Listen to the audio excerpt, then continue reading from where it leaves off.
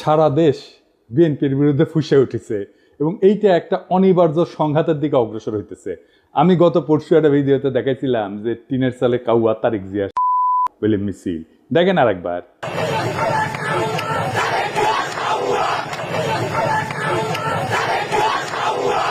আজকে দেখেন একের পর এক মিছিল।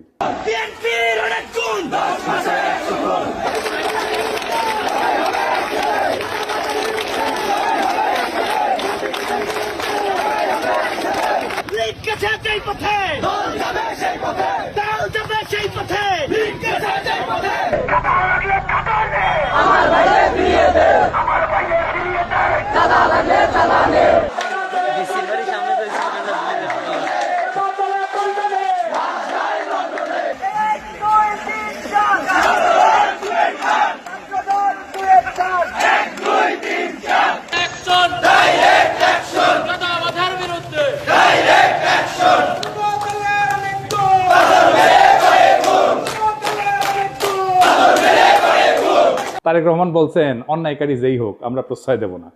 বরাবর আমরা বলেছি অন্যায়কারী আইনের দৃষ্টিতে তার বিচার হবে, দলের সাথে তার কি সম্পর্ক কিচ্ছু যায় আসে না, তাকে দল কোনো রকম প্রশ্রয় দিবে না কেউ যদি কোনো অন্যায় করে থাকে। খুব ভালো কথা, কিন্তু গ্রেপ্তার করলে থানা ঘেরাও করে আসামি সিনাই নিয়ে যায় কেন বিএনপি?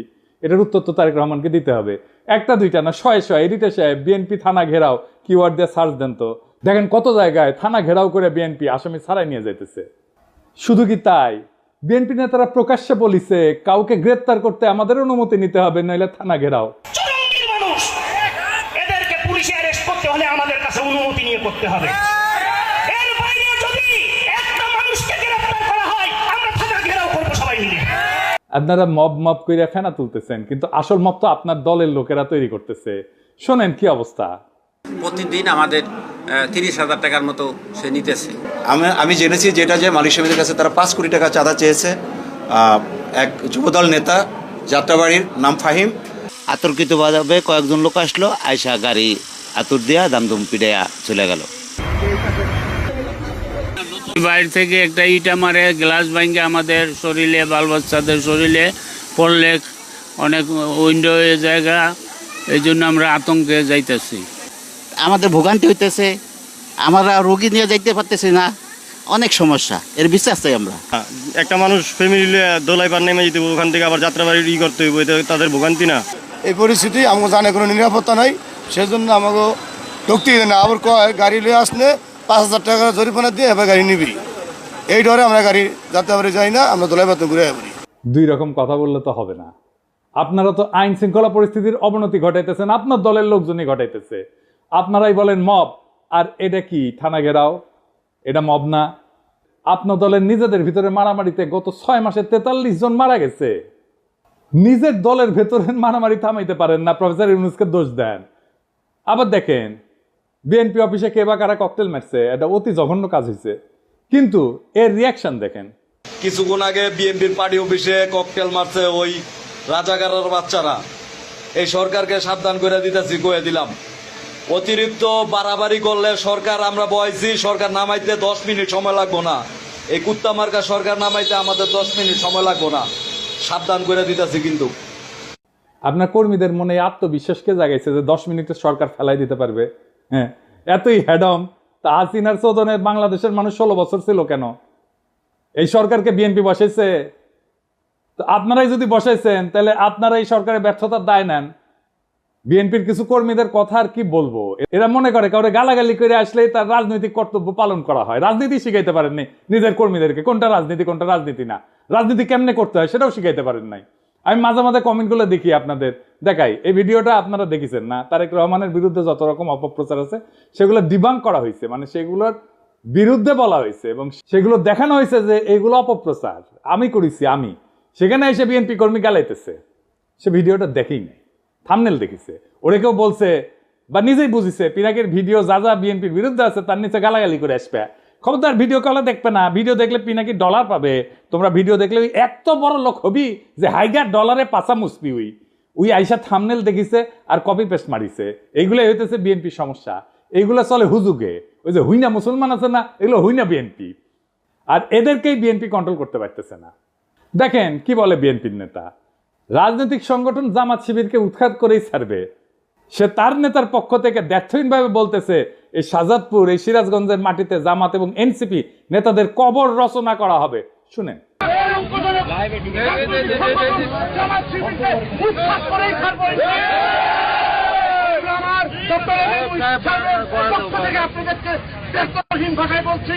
এই শাহজাদপুর, এই সিরাজগঞ্জ, বাংলার মাটিতে জামাত এবং এনসিপি নেতাদেরকে কবর রচনা করা হবে।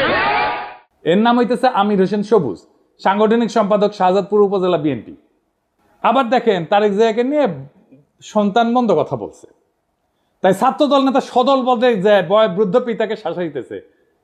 সকাল 10টা পর্যন্ত সময় বেঁধে দিচ্ছে, এর মধ্যে ক্ষমা না চাইলে যে জায়গায় পাই আমরা বিচার করব বলে হুমকি দিচ্ছে। শুনেন। বাড়িতে থাকে না, আপনার মাস্টার মানুষ, আপনারা সম্পূর্ণ শ্রদ্ধা দিয়ে কইতেছি। হ্যাঁ, এই যে আপনার মাস্টার, আপনি মাস্টার, আপনার ছেলে তারেক রহমানের গালিগালাজ করে, তারেক রহমানের এই ছেলে। এটা কাকা আমি আপনারা বললাম 1980 সালে বিএনপি করেন। আচ্ছা কাকা, আপনি 80 সালে বিএনপি করেন, আমার বাবা আমলি করতো, সমস্যা নাই। কিন্তু তারেক রহমানের নামে যে এই ধরনের কথাবার্তা গুলো লেখে, তখন আমরা তো মনে করেন যে আল্লাহ নবীর পরে তারেক রহমানের মানি, বাপদাদার চেয়ে বেশি মানি। এমন বিষয়টা হচ্ছে গিয়া উনি তো কোনো অপরাধ করে নাই, ওনারা এই যে গালিগালাজ করেছে। আমি একটা কথা শুনেন, আপনার ছেলেরে সন্ধ্যা কইবেন যে সুলতানের রায় ছিল কালকে সকাল 10টার মধ্যে তার টাইম, কালকে 10টার মধ্যে যাতে ফেসবুকে যেটা লেখছে এটাতে কয় যে ভুল করছে, ভুল স্বীকার করে কাকা। যদি ভুল স্বীকার না করে এর বিচার কিন্তু আমরা মনে করেন যেই জায়গায় পাই আমরা বিচার করে দিব কাকা, যদি আমরা ব্যর্থ হন কাকা। আর বৃদ্ধ পিতা হাত জোর করে ভয়ে কাঁদতে শুরু করছে, বারবার বলতেছে সন্তান ক্ষমা চাইবে।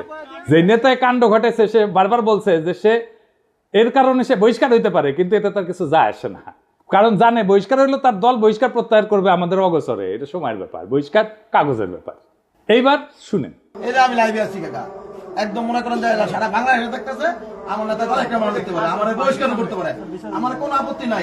যাই হোক, বিএনপি মানে শুধু এরা না, এর বাইরেও বিএনপি আছে, আর তারাই মেজরিটি যারা সত্যিকার অর্থে শহীদ জিয়ার আদর্শ আর খালেদা জিয়ার উত্তরাধিকার বহন করতে চায়। তাদের অনেকেই আমাকে গত ভিডিওর পরে ফোন দিছে, বিএনপির নানা পর্যায়ের নেতাকর্মীরা। অনেকে বলছে যে ভাই দিন শেষে আপনি ইলিয়াস আর কনক মিলা বিএনপির ড্যামেজ কন্ট্রোল করলেন, এখন অনেক পোস্টে হোস্টাইল রিয়াকশন কমেন্ট অনেক কমছে। অনেকে বলছে যে কাজটা ভালো করেন নাই বিএনপিকে রক্ষা করতে যাইয়া। আমি আসলে বিএনপিকে রক্ষা করতে যাই নাই, দেশের স্বাধীনতা সার্বভৌমত্ব রক্ষা করতে গেছি। আর বিএনপির ভুলগুলো ধরায় দেওয়া থেকে আমি সরে আসি নাই। এখন কইবেন বিএনপিকে রক্ষা করলে বাংলাদেশের স্বাধীনতা সার্বভৌমত্ব, দেশের স্বাধীনতা সার্বভৌমত্ব কেমনে রক্ষা হয়? আসেন এটা না বুঝে দেখি বিএনপির সাথে স্বাধীনতা সার্বভৌমত্ব কেন যুক্ত। একটা আধুনিক রাষ্ট্রের স্বাধীনতা সার্বভৌমত্ব কেবলমাত্র তার ভূখণ্ড বা আন্তর্জাতিক স্বীকৃতির উপর নির্ভর করে না, বরং সেটা গঠিত হয়, তৈরি করতে হয় রাষ্ট্রের জনগণ, প্রতিষ্ঠান এবং রাজনৈতিক পরিকাঠামোর সমন্বয়। তিনটে জিনিস: জনগণ, প্রতিষ্ঠান এবং রাজনৈতিক পরিকাঠামোর সমন্বয়। এই কাঠামোর কেন্দ্রে অবস্থান করে রাজনৈতিক দলগুলো। রাজনৈতিক দল কেবল রাষ্ট্র ক্ষমতার প্রতিযোগী না, তারা রাষ্ট্রীয় কর্তৃত্বের সামাজিক অনুমোদনের ধারক, জন অভিপ্রায় প্রকাশের মাধ্যম এবং রাজনৈতিক স্থিতিশীলতার একটা মৌলিক স্তম্ভ। যখন একটা দেশের রাজনৈতিক দলসমূহ ধ্বংস হইয়া যায় বা তাদের কার্যকারিতা ভেঙে পড়ে, তখন সেই রাষ্ট্রের আন্তঃপ্রাতিষ্ঠানিক ভারসাম্য, জনভিত্তিক শাসন এবং কূটনৈতিক অবস্থান দুর্বল হয়ে যায়, যা সরাসরি স্বাধীনতা সার্বভৌমত্বের উপরে আঘাত আনে। কি জটিল লাগতেছে? আরো পরিষ্কার করে বুঝে দেখবো, আসেন বুঝে দেখি। রাজনৈতিক দল কিভাবে গণ অনুমোদনের একটা সাংগঠনিক রূপ। রাজনৈতিক দলগুলো একটা দেশের জনমতের প্রাতিষ্ঠানিক কণ্ঠ। দলীয় রাজনীতির মাধ্যমেই জনগণ রাষ্ট্র ক্ষমতায় অংশ নেয়। দল ধ্বংস হইলে বা নিষ্ক্রিয় হইলে রাষ্ট্রে জনসমর্থনের ভিত্তি দুর্বল হয়ে পড়ে, ফলে শাসন এবং সার্বভৌম কর্তৃত্বের বৈধতা প্রশ্নবিদ্ধ হয়। রাজনৈতিক দলগুলোর মাধ্যমে তৈরি হয় নীতি নির্ধারণের ধারাবাহিকতা এবং বিকল্প। স্বাধীনতা এবং সার্বভৌমত্ব রক্ষা করে দুইটা জিনিস: কূটনীতি আর নিরাপত্তা নীতি। এটার ধারাবাহিকতা এবং বিকল্প চিন্তা রাজনৈতিক দলগুলোর মধ্যে বিকশিত হয়। দলের অনুপস্থিতিতে এক কেন্দ্রিক নীতি নির্ধারণ শুরু হয়। যেই নীতিতে পাবলিক সাপোর্ট নাই সেই নীতি দীর্ঘমেয়াদে টেকে না। এই এক কেন্দ্রিক নীতি নির্ধারণটা কেমন একটু দেখিয়ে আসেন। আমি একটা এক্সাম্পল দিয়ে বুঝি।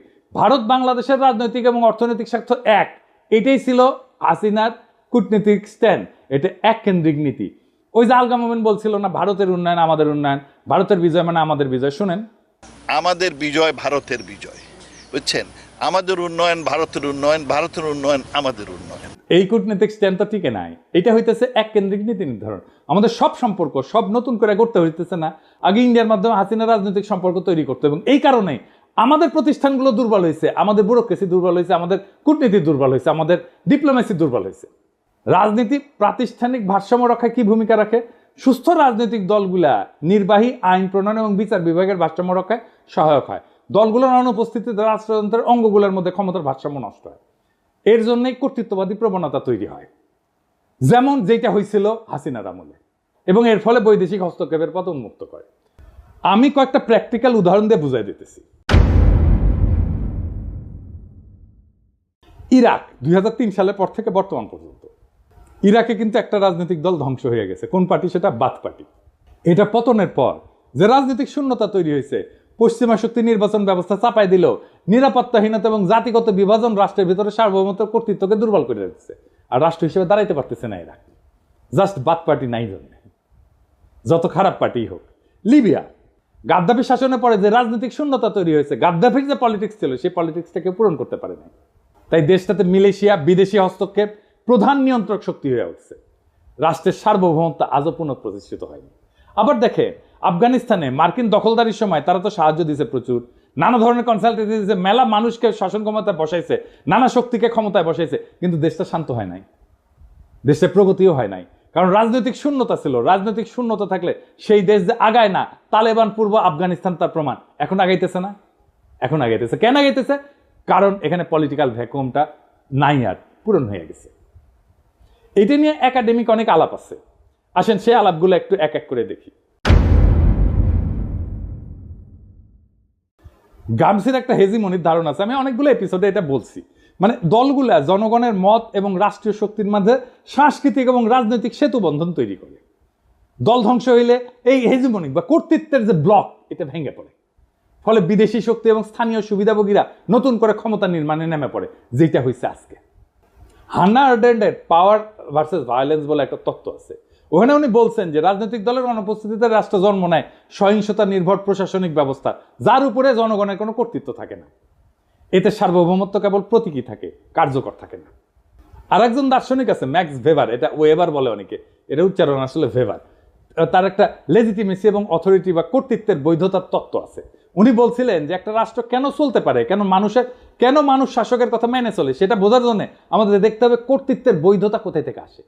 উনি বলছেন যে 3 ধরনের শাসন থেকে কর্তৃত্বের বৈধতা আসে। একটা হচ্ছে ন্যাশনাল লিগ্যাল অথরিটি, বৈধ বা আইন ভিত্তিক কর্তৃত্ব, মানে যখন শাসকেরা নিয়ম করে নির্বাচিত হয়, সংবিধান আইন প্রতিষ্ঠা করে, প্রণয়ন করে, প্রতিষ্ঠানের মাধ্যমে রাষ্ট্র চলে। এই রাজনৈতিক দলগুলো এই ধরনের কর্তৃত্বের মূল মাধ্যম, কারণ দল নিয়ে নিয়ম মেনে প্রতিযোগিতা করে ক্ষমতায় আসা যায়। 2 নম্বর হইতেছে ক্যারিসমেটিক অথরিটি বা ব্যক্তিগত আকর্ষণে চালিত শাসন। কেউ হয়তো অত্যন্ত জনপ্রিয়, আবেগী বক্তা বা যুদ্ধনেতা, তাকে মানুষ অনুসরণ করে, তিনি নিয়ম বা আইনের চেয়েও ব্যক্তিত্ব দিয়ে রাষ্ট্র চালান। যেমন হইতেছে হিটলার, মোদি, গাদ্দাফি, এমনকি হাসিনাও, মুজিবও, মানে সোহরাওয়ার্দীর বডিগার্ড। 3 নাম্বার ট্র্যাডিশনাল অথরিটি বা ঐতিহ্যগত কর্তৃত্ব, মানে আমাদের পূর্বপুরুষরা মানত, ওরাই সবসময় চালায়, আমিও মানি, এই ধরনের আর কি। এটা রাজতন্ত্রে চলে, জমিদারি সামন্তবাদী শাসনে চলে। তাই ম্যাক্স ভেবার বলছে যখন রাজনৈতিক দল থাকে তখন রেশনাল লিগ্যাল কাঠামোতে চলে, নিয়ম আইনের প্রক্রিয়া। কিন্তু দল ভেঙে গেলে সেই জায়গাটা ব্যক্তির মোহ বা ক্যারিশমা অথবা ঐতিহ্যের দাবিদারি, যে ট্র্যাডিশনাল পাওয়ার, এটা নিয়ে নেয়। এতে শাসন অস্থিতিশীল হয়ে পড়ে, কারণ ব্যক্তি যদি মরে যায় বা জনপ্রিয়তা হারায় তখন শাসনের ভিত্তিও ভেঙে পড়ে। শাতাল মুফ ওনার নাম, আসলে এটা ওনার একটা তত্ত্ব আছে অ্যাগনোস্টিক ডেমোক্রেসি। উনি আমার খুব প্রিয় চিন্তক। ওনার নাম আমাদের দেশে কত পরিচিত না, আসেন আগে দেখি উনি কে। শাতাল মুফ একজন প্রভাবশালী বেলজিয়ান রাজনৈতিক তাত্ত্বিক, যিনি মূলত গণতন্ত্র, রাজনৈতিক দ্বন্দ্ব এবং হেজিমনি, মানে যেটা গ্রামসির তত্ত্ব, আগে প্রথমে বলছি কর্তৃত্ব, রাজনৈতিক কর্তৃত্ব, এই বিষয়ক চিন্তার জন্য খ্যাত। তিনি আধুনিক র্যাডিক্যাল গণতন্ত্রের অন্যতম প্রবক্তা। তার কাজের মূল বিষয়বস্তুর একটা হইতেছে অ্যাগনোস্টিক প্লুরালিজম বা বিরুদ্ধতাপূর্ণ বহুত্ববাদ। তো শাতাল মুফ মনে করে যে গণতন্ত্র মানে মতভেদের অবসান না, কিন্তু বরং গঠনমূলক দ্বন্দ্বের স্বীকৃতি। দেখেন বিএনপির মধ্যে মনে করে যে আমি যদি সমালোচনা করি আমি শত্রু, মানে তার সমালোচনা করাই যাবে না, সমালোচনা করলেই শত্রু, এবং ওইটা না করলে ঐক্য নাই। এই গণতন্ত্রই বোঝে না, ডেমোক্রেসির আধুনিক ধারণাগুলো এদের মাথার মধ্যে নাই একেবারে। রাজনীতি মানে ঐক্য না, বিরোধ রাজনীতি। আমরা একে অপরকে শত্রু হিসেবে না দেখে বিরোধী বা অ্যাডভার্সারি হিসেবে মানলে গণতন্ত্র টিকে থাকে। ওনার একটা ধারণা আছে লেফট পপুলিজম বলে, তিনি যুক্তি দেন যে ডানপন্থী পপুলিজমের মোকাবেলায় বাম ঘেঁষা পপুলিজমের দরকার আছে, যেখানে জনগণের আবেগ, পরিচয় এবং প্রতিবাদ সংগঠিত হবে প্রগতিশীল রাজনৈতিক লক্ষ্য নিয়ে। তো ওই যে সাতালমুখ বলতেছে যে গণতন্ত্র মানে সবাই একমত তা না, সবাই মিলে ঐক্য তা না, বরং গণতন্ত্র মানে হচ্ছে নিয়ন্ত্রিত নিয়মতান্ত্রিক মতবিরোধ এবং বিরোধিতা এসে থাকবে, তবুও সবাই খেলবে একই নিয়মে। মতবিরোধের ক্ষেত্র তৈরি করে রাজনৈতিক দলগুলো একদল বলবে বাজার অর্থনীতি দরকার, আরেক দল বলবে সমাজতন্ত্র দরকার, আরেক দল বলবে ইসলামী অর্থনীতি দরকার, একদল বলবে আমার খেলাফত দরকার, একদল বলবে কর বাড়াও, আরেক দল বলবে কর কমাও। এই যে প্রতিযোগিতা এবং মতানৈক্য, এটার নামই হচ্ছে অ্যাগনিজম, মানে স্বীকৃত দ্বন্দ্ব। এতে জনগণের ইচ্ছা প্রকাশ পায়, নীতি পরীক্ষা হয়, ভুল ধরা পড়ে, বিকল্প ভাবনা আসে। কিন্তু দল ভেঙে গেলে কি হয়? আর কেউ প্রশ্ন তোলে না, আর কেউ বিকল্প দেয় না, শুধু এক শাসক বা এক গোষ্ঠীর মতেই দেশ চলে। এটাকে বলা হয় ওয়ান কালার অথরিটারিজম বা এক রঙের এক চিন্তার একচ্ছত্র শাসন। তখন রাষ্ট্র আর গণতান্ত্রিক থাকে না, হয়ে ওঠে এক পেশে আদেশের কারখানা।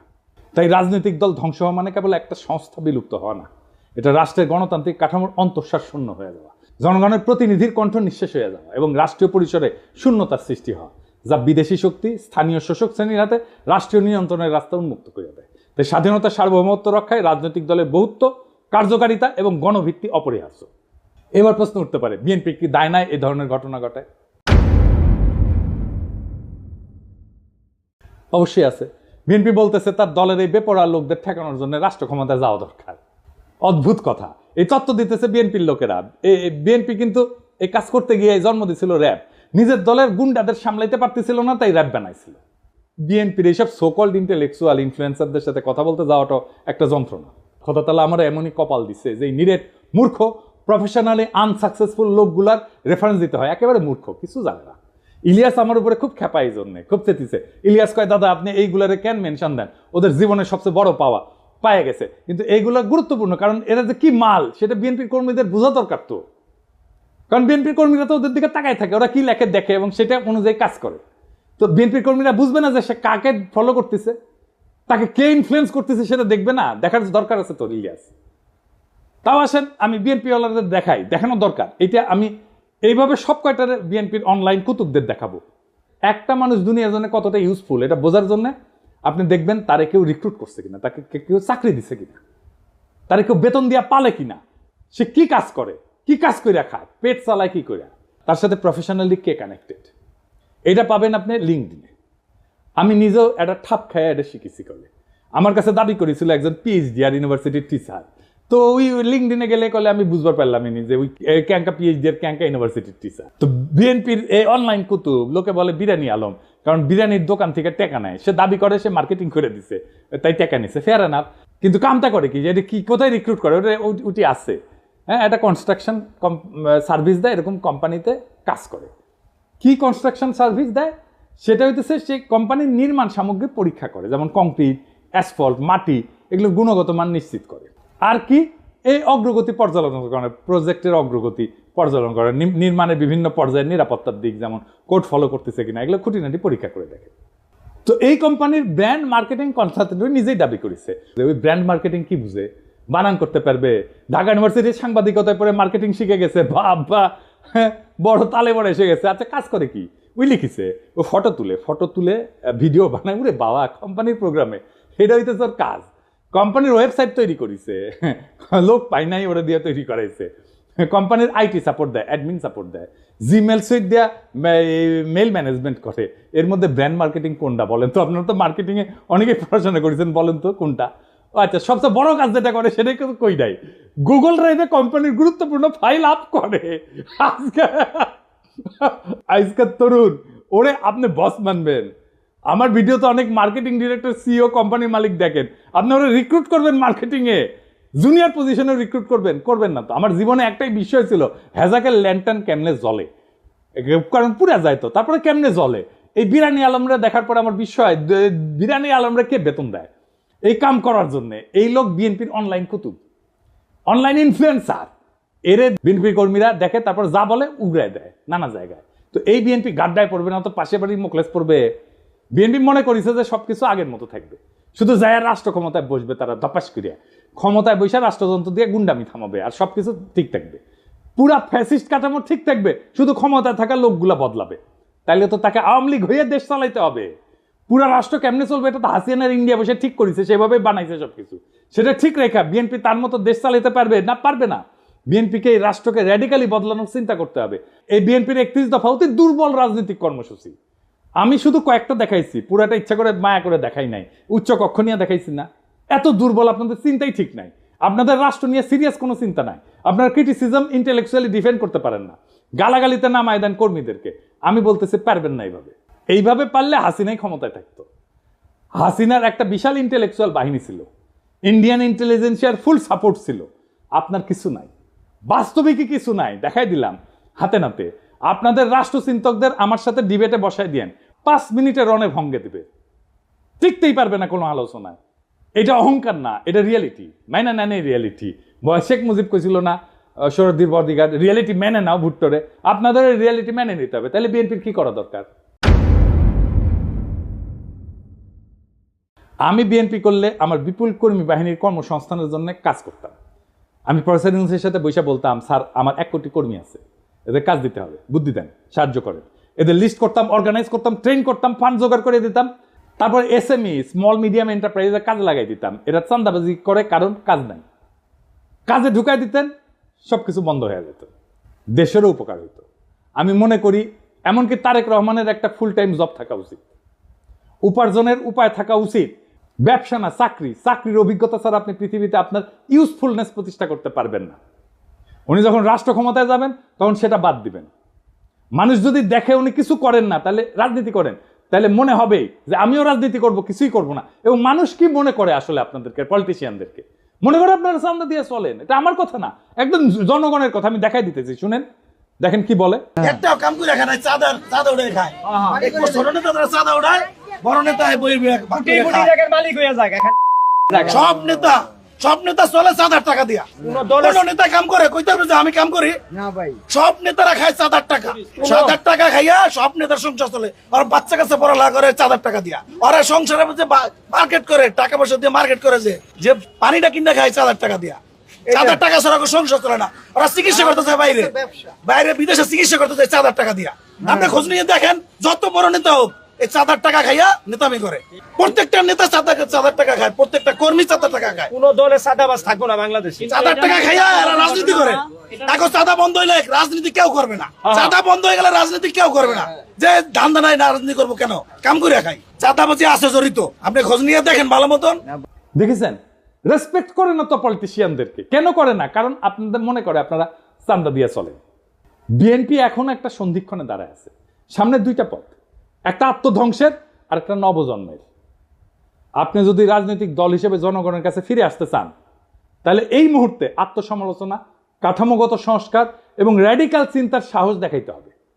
বিএনপি যদি ভাবে তার পুরনো কাছে ফিরে গিয়ে ক্ষমতা ফিরে আসবে, তার দিবা স্বপ্নের বেশি কিছু না। এদেশের জনগণ নতুন কিছু চায়, নতুন রাজনৈতিক কল্পনা, নতুন নৈতিক নেতৃত্ব, নতুন র্যাডিক্যাল চিন্তা। যারাই নতুন চিন্তাকে ধারণ করবে তারাই ভবিষ্যতের নেতৃত্ব দেবে। একজন প্রকৃত রাজনৈতিক নেতা শুধু বক্তৃতা দেন না, কর্মীদের কাজ দেন। শুধু ভীষণ দেন না, সেই ভীষণ বাস্তবায়নের গাইডলাইনও দেন। যদি আপনার দলের কর্মীরা আজকে হুজুগে চান্দাবাজে পরিণত হয়ে থাকে, তাহলে তার দায় নেতৃত্বকেই নিতে হবে। তারেক রহমানের উচিত এখনই জব হোল্ডারদের মতো আচরণ শুরু করা। তাকে একজন ওয়ার্কিং স্টেটসম্যান হতে হবে, শুধু প্রবাসী ভবিষ্যৎ প্রধানমন্ত্রী না।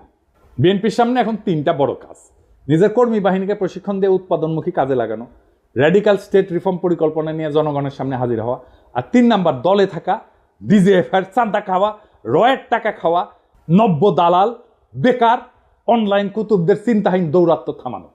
এই রাজনৈতিক বিশৃঙ্খলা, ছিন্নমূল নেতৃত্ব আর চিন্তাহীন কর্মী নিয়ে রাজনীতির পরিণতি একটাই, নতুন করে একনায়কতন্ত্র আর গভীর বৈদেশিক হস্তক্ষেপ। বর্ষা বিপ্লবের চেতনাকে গণতান্ত্রিক কাঠামো থেকে তাড়াই দেয় এক ব্যক্তির ভাবমূর্তি কেন্দ্রিক প্রজেক্টে পরিণত করা। আপনারা যদি সত্যি শহীদ জিয়ার উত্তরাধিকার হন, তাহলে শহীদ জিয়ার মতো করে রাষ্ট্র গঠনের স্বপ্ন দেখে মাটি কামড়ায় জনতার ভরসা অর্জনের রাজনীতি করে, না হলে ইতিহাসের ডাস্টবিনে আপনাদের জায়গা হবে। এই সময়টা তারা যারা সাহস করে সত্য বলছে, তারা বিএনপির শত্রু না।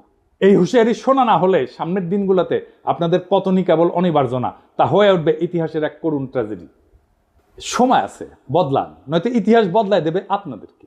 ইনকিলাব জিন্দাবাদ, গণতন্ত্র জিন্দাবাদ, রাষ্ট্র রূপান্তরের রাজনীতি জিন্দাবাদ।